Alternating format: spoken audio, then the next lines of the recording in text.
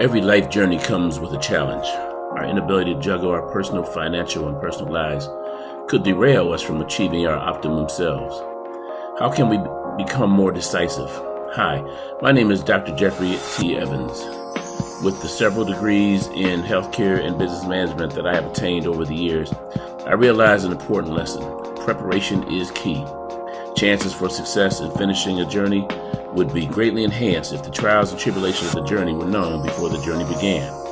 In my book, Considering the Journey, I highlighted some of the most important lessons for success.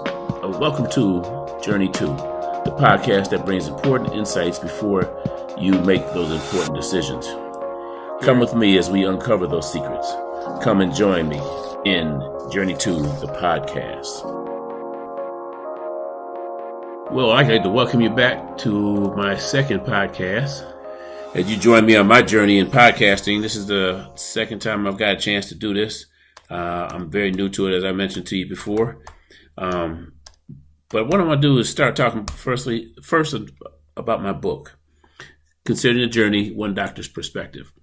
That was a decision that I made to embark on because it was a challenge. It was something that I had never done before. I had seen other people do it. For some reason, I thought I could do it too. So I went ahead and I stepped out there. I started writing, started thinking about what I wanted to put together on paper. What was the message I wanted to get across to people? One of the things that I always did when I was in the Navy, I used to teach classes. And I used to always think of how could I get this class to understand the end result? And that's because when I went to a class, I was confused. I would sit in a class sometimes and I would wonder, where are we going with this? So I always wanted to make sure I knew what the end result was. What was the game plan? What was the vision? And how was I going to get there?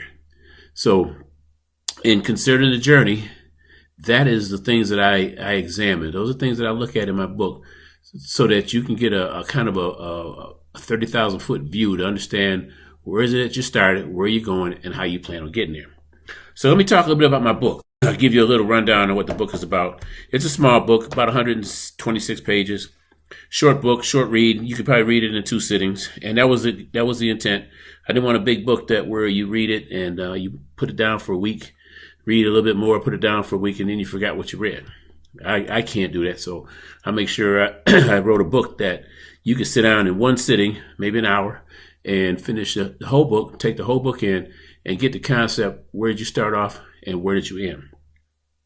So in Considering the Journey, let me talk a little bit about that. I've been asked many times about what to consider if I want to go back to school for a PhD or a doctorate degree. So I decided to write the book about my experience to help those trying to answer that question. Inspired by a doctoral support group that I am a part of, I decided to write a section to help motivate those going through the program to help to keep pushing. The cohort basically was people that were working on their PhD or their doctorate degree, and it was designed to give people a little motivation to push them through. There's a section of people or a group of people that we in the doctoral world call ABD. It means that all but dissertation. You've done everything, all the academic work, but you haven't finished your dissertation yet. And sometimes you need motivation to get through that phase or that section of the program. And so the cohort group was designed to talk to those students, help them through, encourage them, and give them positive feedback so they can keep on pushing through. The doctorate journey is not something that should be entered into too lightly. It can both be very expensive and very time-consuming, and it must be understood before the commitment is made to begin. Chances for success in finishing the journey would be greatly enhanced if the trials and tribulations of the journey were known before the journey began. When I started my journey, there was very little resources out there to tell me what to expect. I didn't have a lot of friends that had PhDs or doctorate degrees. I wasn't really in tune with people that were going to school for degrees like that. I didn't do a lot of research personally, so I want this book to provide those that are prospective candidates for doctoral programs or PhD programs, give them a bird's eye view or give them a guide as to what to expect, what they need to know before they sign on that dotted line and before they start the program. So why begin the journey? Everyone has their own reasons for why they want to do something like that. It could be a personal goal, a career goal, educational goal, family goal. You've heard family goal, people saying, I'm the first one in my family to come up with this degree, or to go to college or something along those lines, and you might want to be the first person to get a doctorate degree. Or just to do it. For me, honestly, it was part of it was just do it, just see if I could. I hadn't gone that far in the academic world. Obviously, I had a master's degree, but I wanted to see, was I capable of pushing myself through a degree regimen like a doctorate degree or a PhD, and see if I could finish. I was 52 years old when I started. Most 52-year-olds are trying to figure out how to reduce their handicap on a golf course, or game planning for what retirement is going to look like, or looking for that next promotion.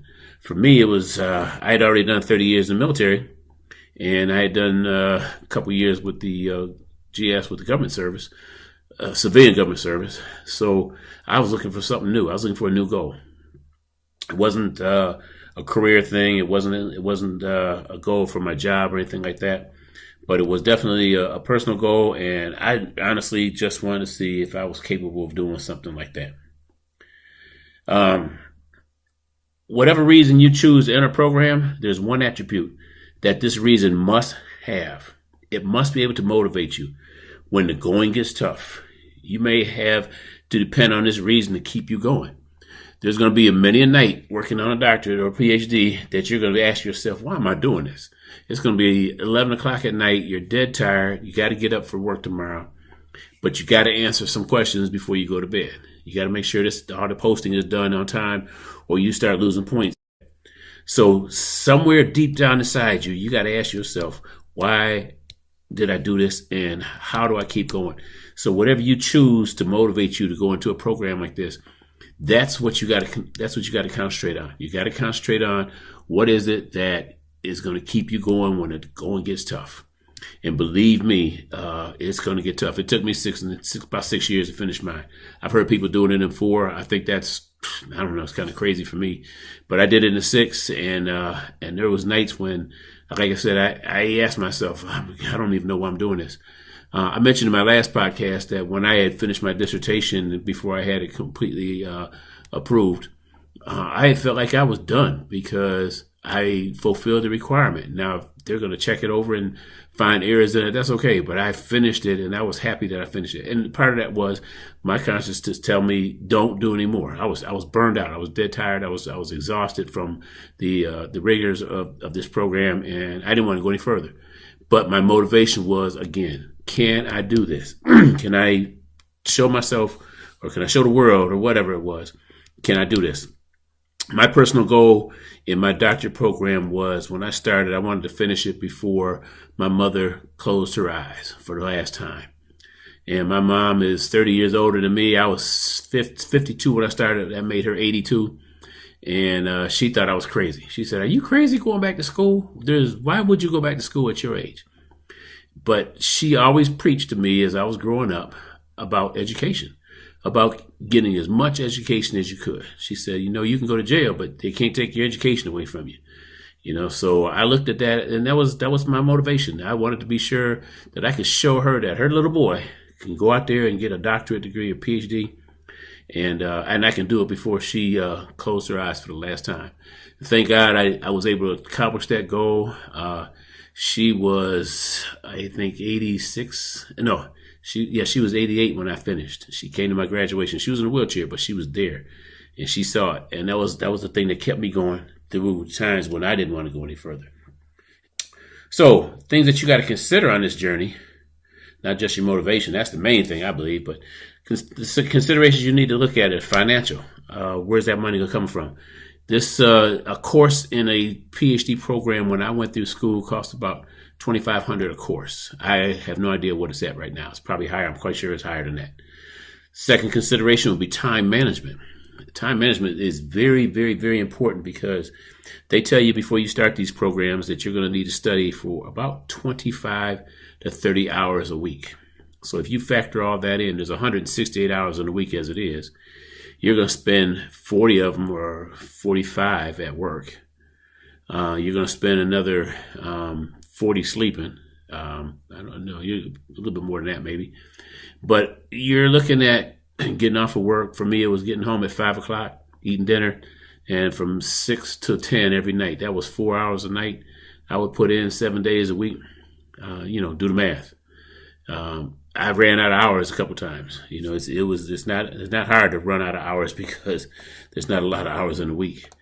But that was a big thing. Time management was extremely important because you still have a life to live. You still have work to do. You still have things, that you want to do.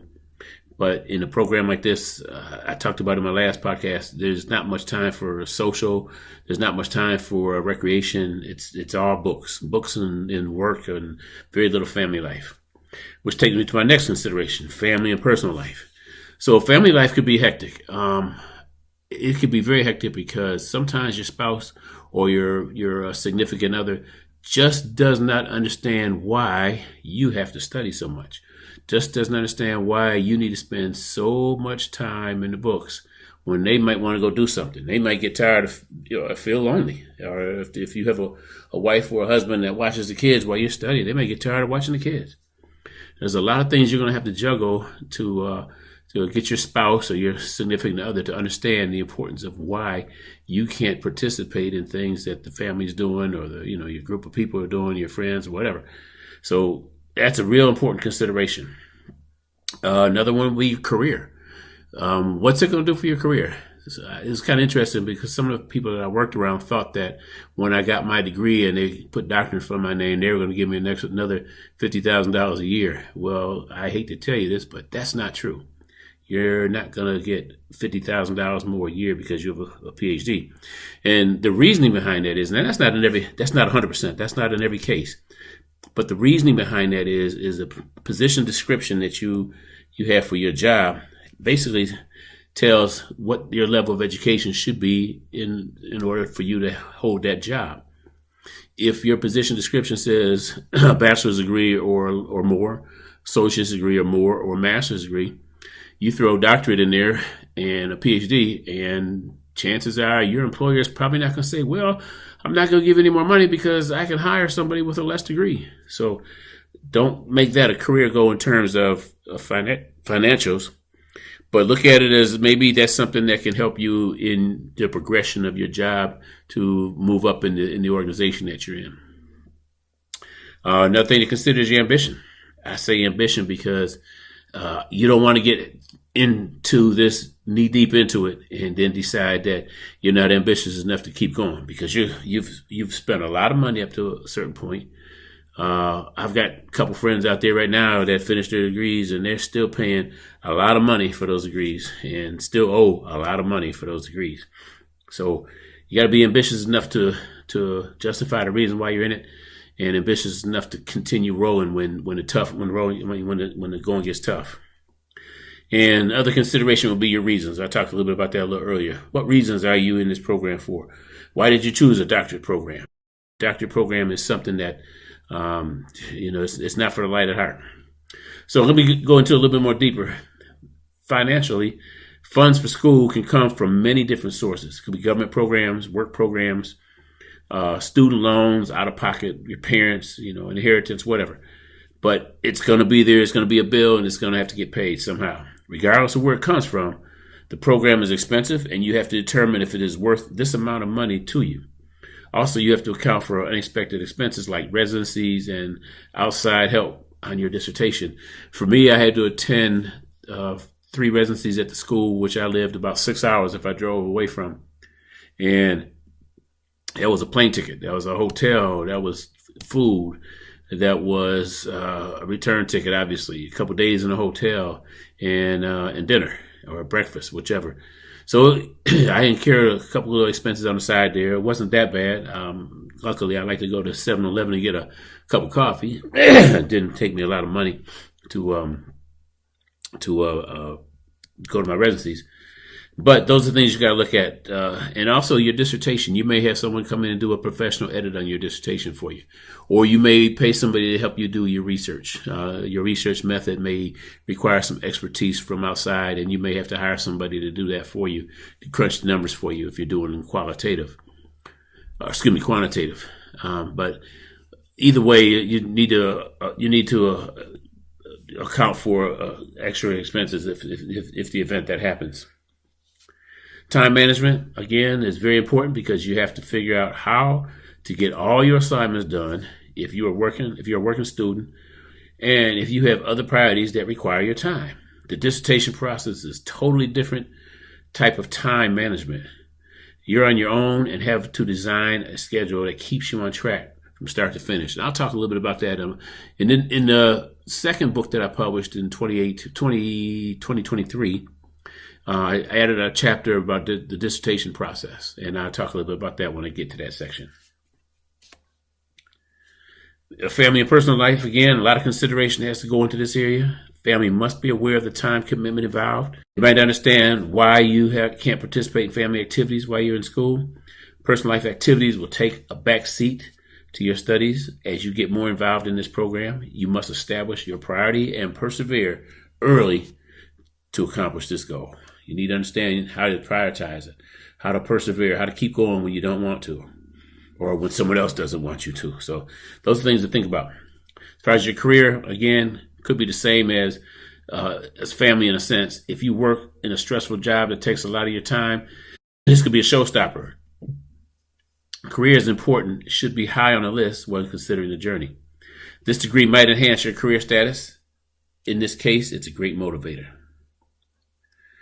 Again, ambition. I talked a little bit about ambition. I'd like to say that this is the part of your makeup, a part of who you are. Ambition is the drive within you that steers you in the direction to success. Do your research and figure out the way to accomplish the goals that your ambition is driving you towards. And your reasons, again, your reasons why. Whatever your reason is, be sure that it is strong enough for you to fall back on when doubt sets in. This level of degree is like no other. It requires you to dig deep down inside yourself to keep going when it seems that there is no end in sight. And this will happen. It's your reason, and you have to stick to it to accomplish your goal. Nobody else's reason but yours. So let's talk about my story a little bit, okay? I have a section there that talks a little bit about my background and how I got into it. So I honestly had no idea what I was getting myself into. No research, no conversations with those that were in programs or anyone who had finished the program. I went in totally cold. I've had an ambition and drive to challenge the things I didn't think I could do all my life. So I saw this as nothing different than that. And that was part of the main reason why I jumped into it. My motivation for a program like this had to come from inside. You have to have the desire to succeed and something to push you when the times are tough. Structured classes are the easy part for most of us. But the dissertation phase takes self-discipline and personal drive to keep on track to finish the journey. Here's some of my tips for getting through. Leave your ego at the door.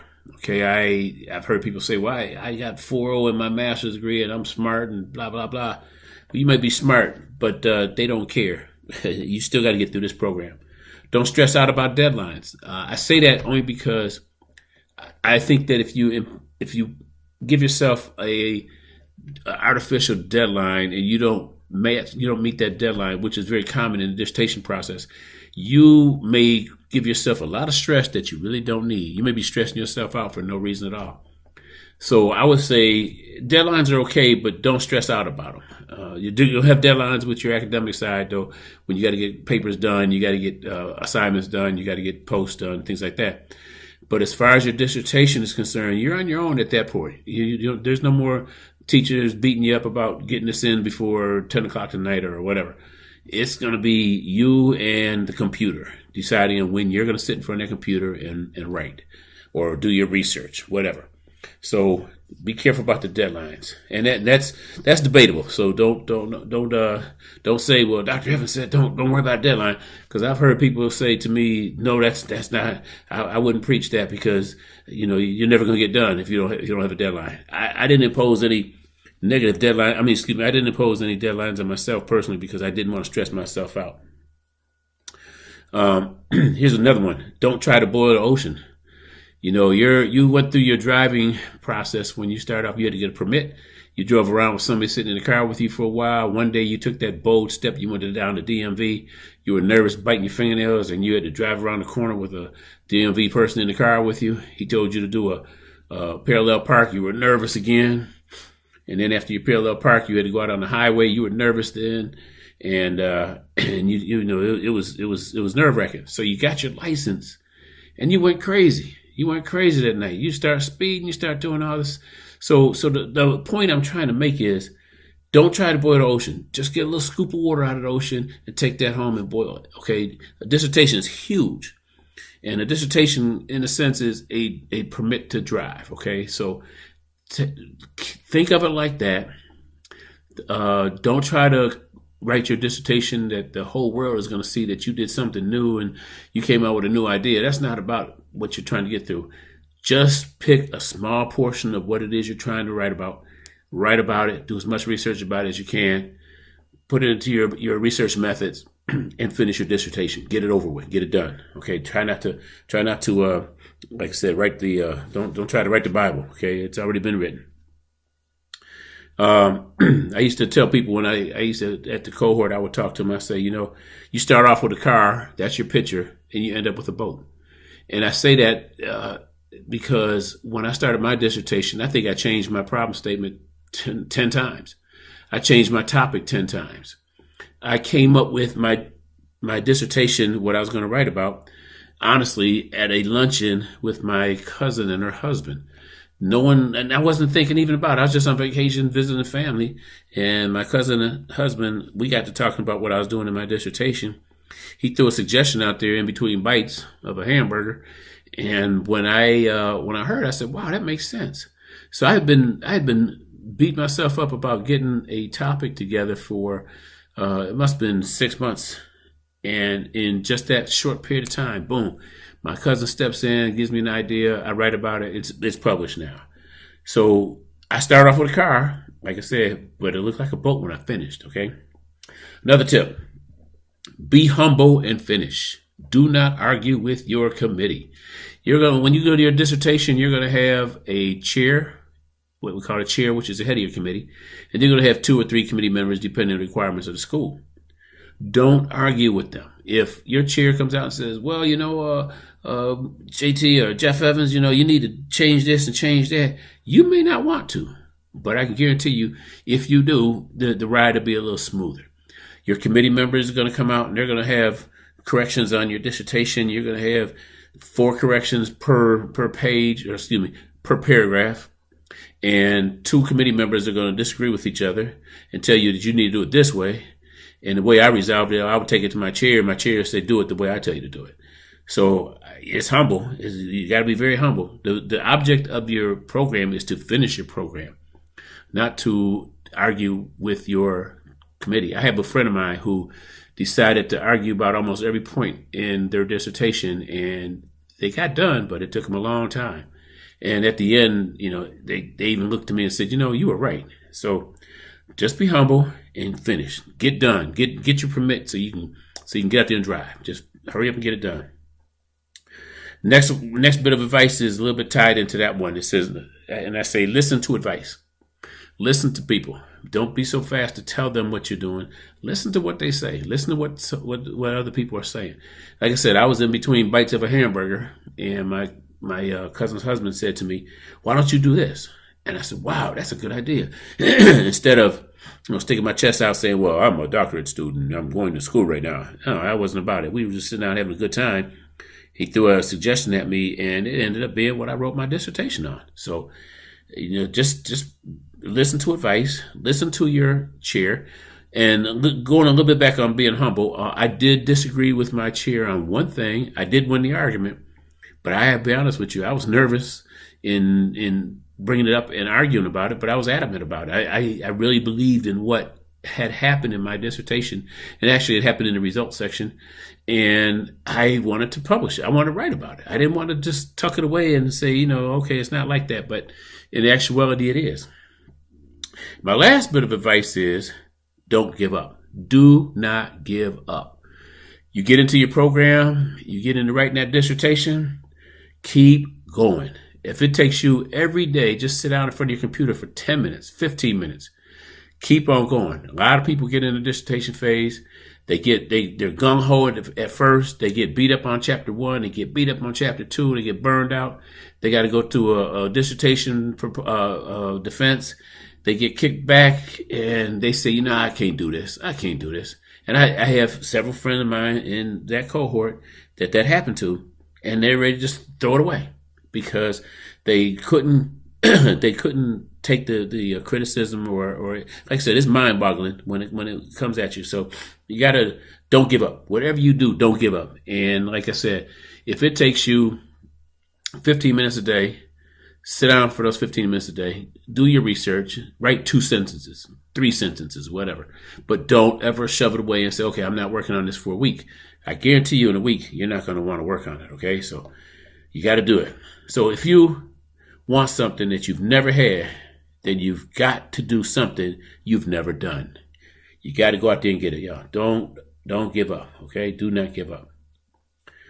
Okay, persevering to finish this goal is an accomplishment that will last with you for the rest of your life. They're going to call you Dr. Blah Blah for the rest of your life. It is very challenging and it's not easy for a reason. Give it all you got and never, never, never give up. The title doctor is waiting for you at the finish line. So get moving and don't stop. Do not stop. So consider the journey. It goes into more detail about the considerations that should be examined when pursuing a doctorate degree or PhD. The book is my story to give the prospective candidate the inside look at what to do, to expect before signing on a dotted line. And hopefully my doctoral journey will help others that make the decision to begin the program. The book it was a challenge to see if I can do it. So far, promoting it has been coming along pretty good. You go up on Amazon, type in the title, you're going to come up with it. It's in ebook form. It's in paperback. It's hardback. I think there's an audiobook that's being worked on right now, but it's a truly life-changing experience. It's one that is going to beat you up. It's going to take you to your limits. It's going to make you examine yourself. It tells a lot about yourself. It tells you a lot about yourself. It's not for everybody. It can be. Let's see. How could I put it? It's a tough journey, and it's made tough on purpose. If it wasn't tough, everybody would have a doctorate degree. You'd walk down the street and everybody would be named Doctor such and such. But it's made tough on purpose so that not everybody can get through, and those that do will deserve it. Those that do will earn it, is what I should say. And if you earn it, then there's a reward for it at the end. In the book, I do talk about what you need to do or what you could do with a doctorate degree in your personal life and in your career. I'm getting near the end of my time limit for my second podcast, so I'm going to save that for the next podcast. In the next podcast, I'm going to talk about the what, the when, the why, the where, and the who. I'll talk about the 5 W's that you normally do in any project that you pursue, and we'll discuss that a little bit further in that podcast. I hope you learned something from this. Hope you get a chance to read the book if you ever get a chance. And I hope that this podcast can generate some questions that maybe we can start doing some question and answers, or if you could communicate with me through my website, drjtevans.com, and you can send me questions through that. And so that's pretty much wraps up my second podcast. I want to thank everyone that took the time to sit down and listen to it. I hope you got something from it. I'm just I'm a novice at this, and I'm learning as I go. So everybody out there, have a very good night. I hope you learned something from this, or a good day. And I'm signing off, and take care, and I'll be talking to you at my next podcast. Dr. Evans, out.